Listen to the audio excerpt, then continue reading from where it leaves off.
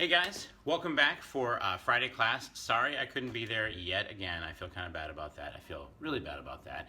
But the good news is that today you're going to be starting the new Changing Earth unit, which is our final unit of the year. And so the end is in sight. EOGs are not too far away, and after that the 8th grade dance and the last day of school and your final track out. But before we get into any of that, we have to start this Changing Earth unit. I'll be back on Monday, and when I come back, I will give you guys back your quizzes from yesterday, as well as any other work that got turned in the meantime there, okay? So, first of all, I know you should have number 85 in your table of contents already. Hopefully Ms. Scarborough told you that. It's called Changing Earth UOS. Changing Earth UOS. And hopefully you guys know what to expect from that, so no surprises here. In just a moment, you're going to see a message on the screen that asks you to pause this video, okay? And Ms. Scarborough will hand out the UOS, and you will attach it to your notebook as part of number 85, and then we'll come back to the video in order to fill it out, okay? So one more time, each of you is going to get a copy of the UOS that looks like this, okay? And then you're going to attach it to your notebook. It's really important to me, and I don't know why it's so hard when I say this 100 times, that you need to attach it to your notebook. It needs to be taped or glued or stapled into your notebook. Okay, there's a notebook check coming very soon, and you will not do well on that notebook check if you are missing these sheets that need to be attached to your notebook. So please make sure it's attached, okay? You can go ahead and pause now and take care of that.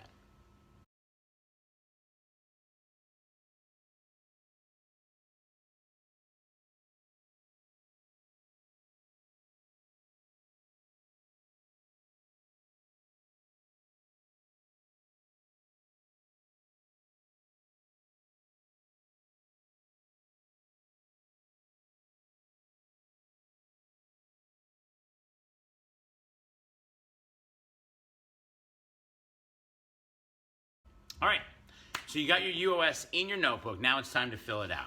So if you look at Learning Target A, you'll notice, first of all, there's 4 learning targets this time, more than we've had the last couple times, and that's mainly because of the fact that we are covering more information and we have more time to do it.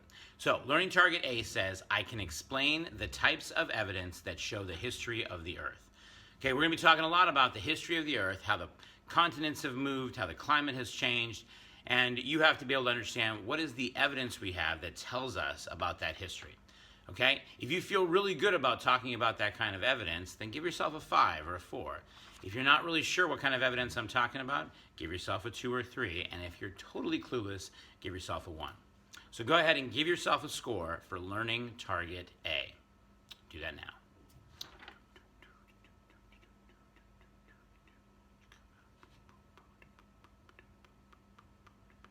Okay, time for Learning Target B.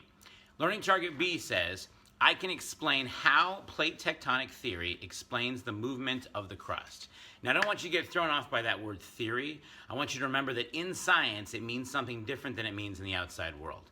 In science, a theory is just an explanation that explains a whole bunch of things. And so it's not a guess, it's not even an educated guess or a hypothesis, it is something that we know to be true.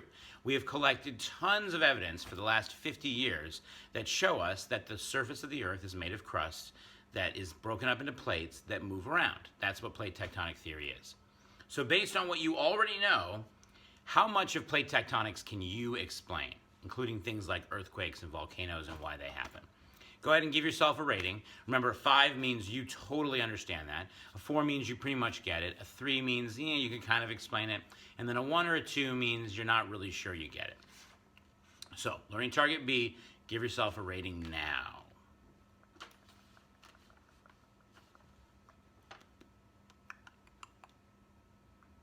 Okay, Learning Target C. Learning Target C says, I can use different forms of evidence to explain how life on Earth has changed. So we're going to be talking about how living things on Earth have changed over the past 5 billion years, and you're going to learn about the evidence for that and how we know what's happened and what lived when and all that good stuff. If you feel like you have a pretty good idea for what used to live on the planet 1 million years ago and 100 million years ago and 1 billion years ago, then give yourself a high mark there. If you're not really sure what the planet was like millions of years ago, then give yourself a lower mark, no big deal. Remember, this doesn't affect your grade. This is just so that you can take stock of where you are before we start learning about something. All right, so go ahead and fill out learning target C right now, your current level of understanding. All right, time for learning target D. The final learning target for this unit says, I can explain how the process of natural selection provides a process for life to change slowly. So we're going to spend a bunch of time talking about how the living things on the earth have changed over time. And the way they've changed very, very slowly is the process of natural selection. So we're going to talk about how natural selection works. If you feel like you understand natural selection, give yourself a high mark. If you're not even sure you know what natural selection is, totally cool. Give yourself a low mark. No big deal. Go ahead and fill out your current level of understanding for learning target D right now.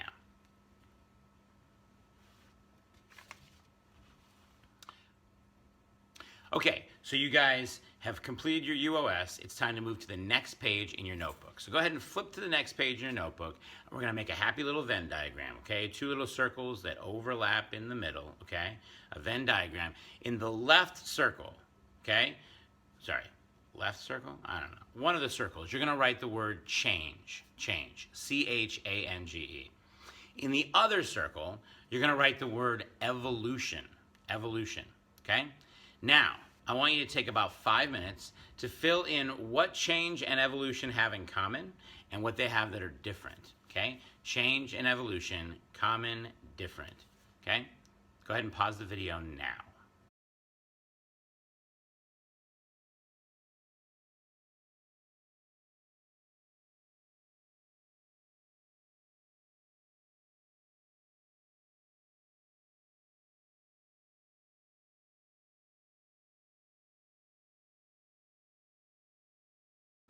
All right, welcome back. Below your little Venn diagram, now I'd like you to write the actual definitions for change and evolution, because we're going to be using those words throughout this unit. They're going to be on the screen right now. Here's the definition for the word change and the definition for the word evolution. Write them in your notebook right below the Venn diagram.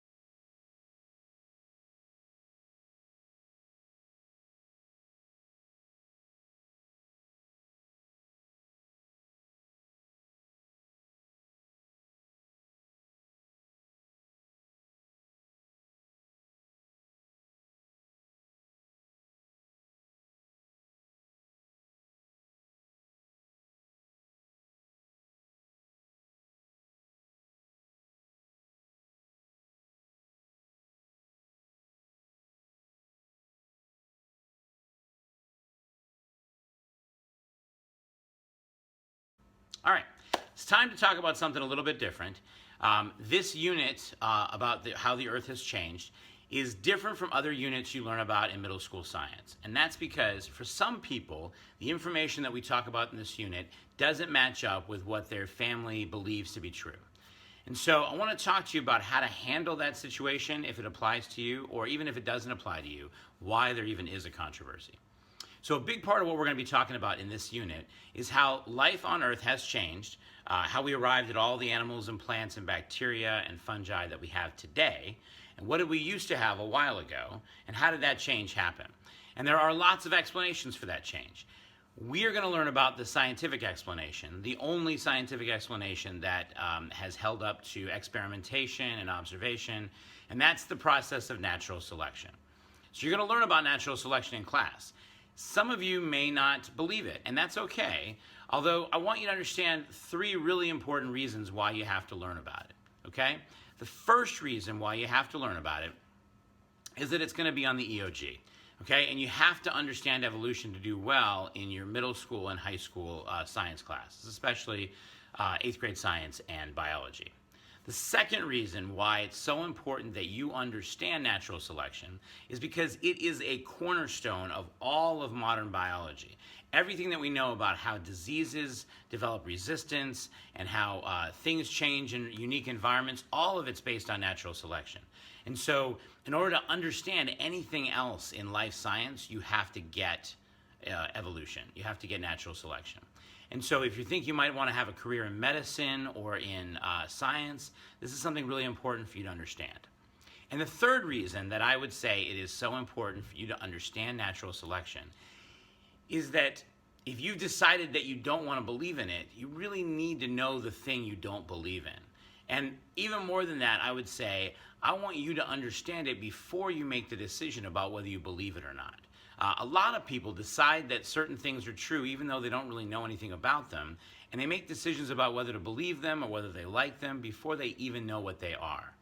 So I want you to learn about the process so that if you decide you don't believe in it, you'll be a lot better at arguing your case because you'll know what it is you're saying is not true. But I also want to make a really important point for you guys, which is we're going to dive into this stuff. It's all based on scientific fact. It's all based on tons and tons of evidence, okay? And just like with plate tectonics, you'll hear the word theory thrown around and think that it means that there's not really a lot of proof for evolution. And the fact is that that's not true. There is tons of evidence. In fact, we can observe evolution happening. So remember that the word theory here does not mean hypothesis or idea. It means explanation for a lot of different things, okay? So, a little bit of controversy around this unit, but most important is for you to pay attention and learn this stuff, okay?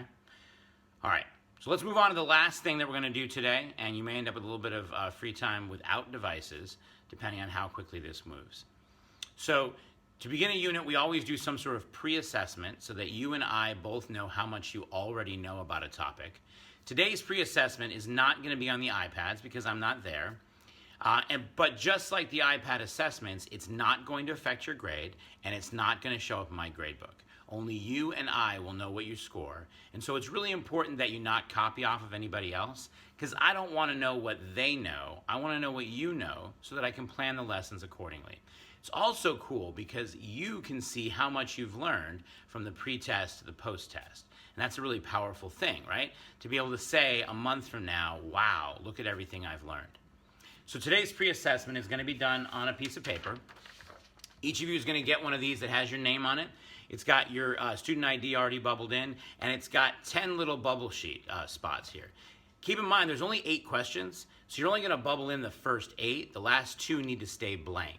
Please do not bubble them in, or my scanner will not be able to read them, and you'll have to do them all over again. So only bubble in 1 through 8 with your answers to the questions, which are found in the bottom of the front and all over the back. Okay? 8 questions, pre-assessment, bubble in your answers, and when you're done, this goes to Ms. Scarborough. Now, before you get started on that, just a quick explanation.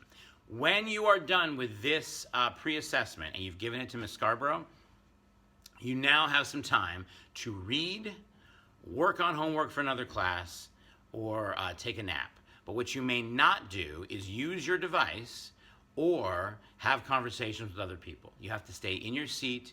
You can work on homework for another class, or you can read quietly. And of course, you can use the books in the back of my classroom if you want to borrow something. I've got a couple of good Star Wars novels back there.